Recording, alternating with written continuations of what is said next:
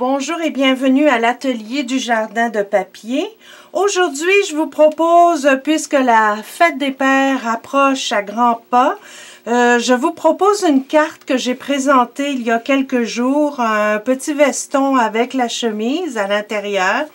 Donc, je vais vous montrer comment réaliser ces deux jolies cartes très masculines. Donc, dans un premier temps, je vais vous montrer comment préparer la pochette pour faire un genre de veston, de petite veste. Il y a deux versions. Soit vous décidez de laisser la partie dans le bas, et encore là, je vais vous montrer comment faire, ou vous réalisez tout simplement le gilet, donc avec la partie ouverte ici.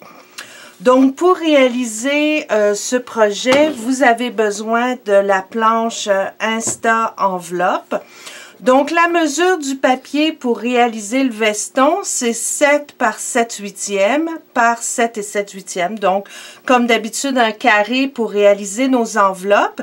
Et j'ai pris ici la mesure qui s'appelle 5 barres, donc que vous avez sur la planche. Et la première marque pour démarrer, c'est 3 et 3/8. Donc, je me place ici à 3 et 3/8. Oups, attendez, j'oublie toujours de sortir le petit signet ou plioir. Donc, 3 et 3/8, vous perforez. Vous faites la première ligne et à partir de là, on aligne toujours l'onglet ici avec la ligne de marque. Donc, je perfore, je fais ma ligne et je le fais des 4 côtés. Donc, ça, c'est assez simple. Si vous avez la planche Insta Enveloppe, donc vous savez comment procéder. Donc, vous voyez, vous avez la base pour faire votre veston. Donc, à partir de là, ce qu'il faut faire, c'est toujours, puisqu'on va le passer dans la Big Shot pour l'embossage, quand vous embossez, c'est toujours bon de faire les lignes de pliure pour la bonne raison que si vous passez votre projet sans avoir fait préalablement les lignes de pliure, si vous le passez dans la Big Shot avec votre plioir à gaufrage, les lignes de pliure vont disparaître. Donc, c'est toujours préférable de préparer nos lignes. Donc, à cette étape-ci, si vous voulez, par exemple, faire ce genre de pochette-là, vous allez garder les petits rabats. Mais dans mon cas, je vais l'enlever parce que je vais faire un petit gilet. Donc, j'enlève la partie du bas uniquement. Donc, mon gilet va venir se fermer de cette façon. Alors, je vais vous montrer comment le passer dans la Big Shot. Je vais utiliser le nouveau plioir à gaufrage bohémien, donc qui est disponible dans le nouveau catalogue. Et je vais prendre ma Big Shot. Donc, je vais l'installer comme ça pour que vous puissiez bien voir. Oui, c'est parfait comme ça.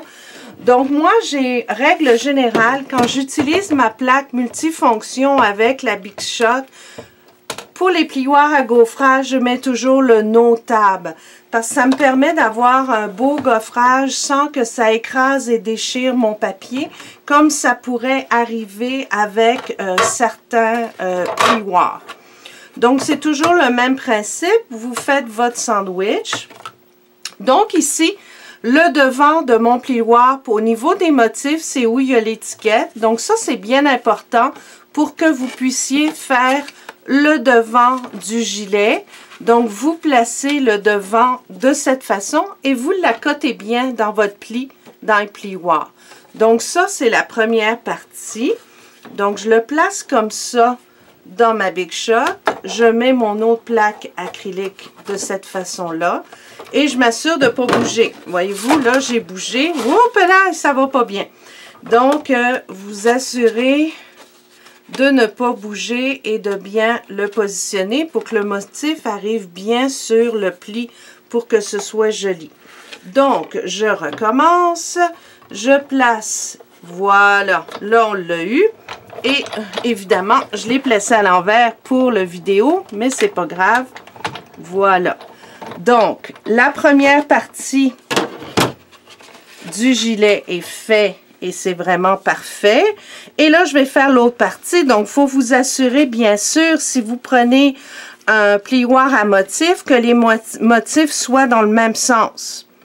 Dans mon cas ici, je m'assure de mettre l'endroit, donc de cette façon-là, comme ceci, et je l'accote bien pour que le motif soit bien apparent comme ça sur le côté et que ce soit parfait.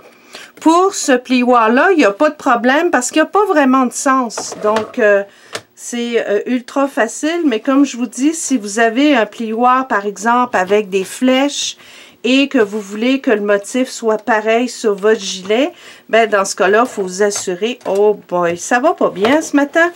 Bon, il faut vous assurer de bien le positionner dans la Big Shot pour que ce soit beau. Alors, on recommence. Je vais le placer comme ça. Excellent. Et ça, c'est la merveille du direct. Donc, vous voyez exactement le genre de gaffe qui peut arriver dans mon atelier. Donc, voilà. Écoutez, si ça a bougé, c'est pas grave. C'est simplement pour vous montrer comment faire. Donc, vous pourrez vous pratiquer à la maison, mais avouez que j'ai quand même fait du bon travail. Donc, le petit gilet est comme ça. Voyez-vous? J'ai laissé cette partie-là, mais finalement, je vais l'enlever des deux côtés. Voilà. Voyez-vous ce que ça donne? Super.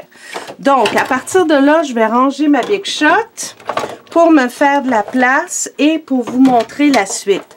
La suite, c'est assez important parce qu'on va réaliser finalement la chemise. Donc, à partir de là, c'est super beau. Vous avez votre gilet. La chemise, c'est un petit peu plus compliqué parce que j'ai pris un modèle qui est apparu dans le catalogue de Stampin' Up! Stamping Success et j'arrivais pas à trouver comment faire l'espèce de petit col qui est ici. Donc, j'ai, en bon québécois, zigonné pendant des heures pour finalement trouver une façon de le faire. Donc, mon carton, donc mon rectangle ici en murmure blanc, mesure 6 1/4 par 4 1/8. Donc, ça, c'est des pouces. Mais je vous dirais que pour le 4 1/8, pour que ça tienne bien à l'intérieur du gilet, et ça on l'a réalisé dans un dernier atelier, je vous dirais de rajouter peut-être un petit 1/16 de pouce pour que ça rentre bien et que ça reste bloqué dans la pochette. Donc il vous faut vraiment une toute petite mesure additionnelle. Donc, pour réaliser le col, ce qu'on commence à faire, le col mesure 1/2 pouce.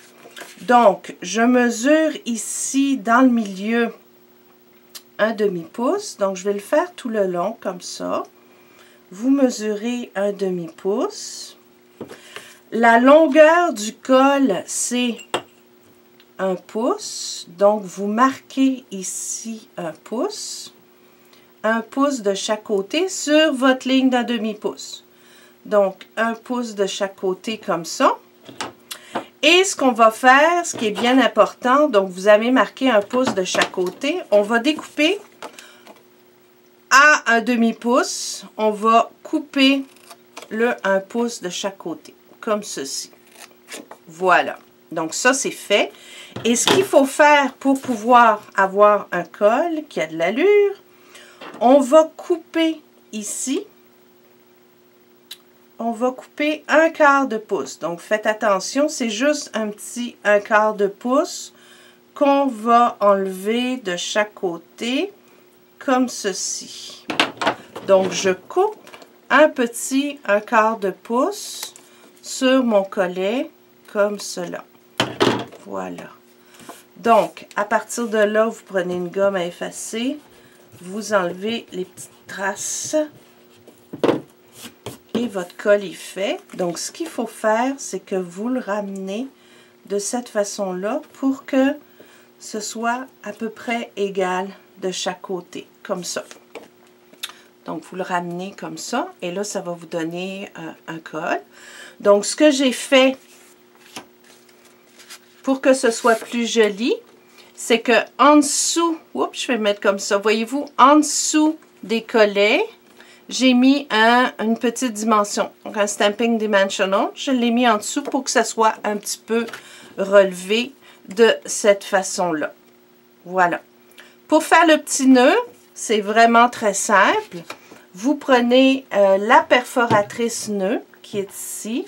Donc, je l'ai fait avec, mon petit nœud a été fait avec baie des Bermudes, une couleur que j'adore. Donc, vous perforez 2 fois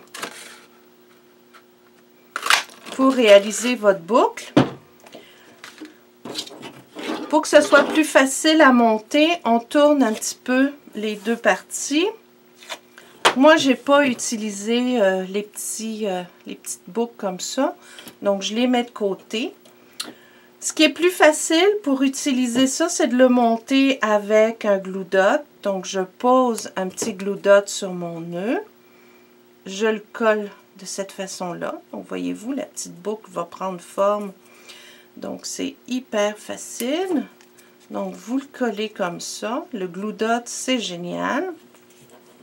Et puis, pour le montage, ben, vous avez juste à le coller comme ça. Donc, on colle les 2 petites boucles, un par-dessus l'autre, avec encore des glue dots, comme ceci. Et ce que vous avez à faire, c'est de coller la partie. Voyez-vous, moi, je le tourne comme ça. Et vous collez votre partie et votre boucle est réalisée. Au niveau de la pochette, donc si vous voulez faire une petite pochette décorative sur votre petit gilet, j'utilise la nouvelle perforatrice pour réaliser des bannières. Donc, j'ai oublié le nom. Donc, je le mettrai affiché sur mon vidéo. Ce que j'ai pris, c'est une bande de papier murmure blanc qui mesure 3/4 de pouce. Donc, pour faire la pochette, vous ouvrez votre perforatrice, vous glissez votre bande à l'intérieur de cette façon-là et vous la centrez avec le pic qui est là. Vous découpez et c'est parti par terre. Merveilleux! Donc, je vous dis, ça va super bien ce matin. Donc, je recommence. Vous le centrez, vous le perforez et votre petite poche est ici. Donc, j'utilise la deuxième petite bande qu'on avait pour le nœud. Je l'utilise, que je vais la coller par-dessus pour faire le revers de ma poche. Et je prends un petit bout de papier cartonné noir et je vais avec la petite fleur, je pense que c'est Eleba son nom si ma mémoire est bonne. Et voyez-vous, en le collant comme ça, je vais placer pour faire qu'un genre de petit mouchoir derrière ma pochette, comme ceci. Donc, si vous regardez mes 2 cartes qui sont ici, vous avez ça qui rentre à l'intérieur. Donc, j'ai collé le nœud. Le nœud, vous n'avez pas besoin de le mettre sur une petite mousse. Vous avez simplement à le coller directement là sur votre colle. Mais je vous dirais que le col, c'est important de mettre une petite mousse parce que ça fait une petite dimension, c'est plus joli. Donc voilà, et vous avez les petites pochettes qui ont été décorées. La seule chose qui va vous rester à faire, c'est de coller à partir d'ici, bien coller le devant de la pochette. Vous assurez de ne pas mettre de colle à l'intérieur pour qu'on puisse glisser le carton facilement. Et vous allez ici déposer un bouton. Donc, il y a différents boutons que vous pouvez mettre là, pour faire un genre de revers et de veston fermé. C'est très joli. Donc, voilà, c'est tout pour aujourd'hui. Donc, merci d'avoir écouté ce vidéo. J'espère que vous allez pouvoir réaliser, et j'en suis certaine, ces superbes cartes. Très facile à faire avec la planche Instant Enveloppe de Stampin' Up. Donc, merci d'être venu me visiter. Merci d'être toujours aussi fidèle au niveau de mes vidéos. Donc, je vous invite à visiter Jardin de papier si vous voulez avoir plus de détails sur le projet, voir les photos et aussi pouvoir passer une commande. Donc, merci de votre visite et bonne création.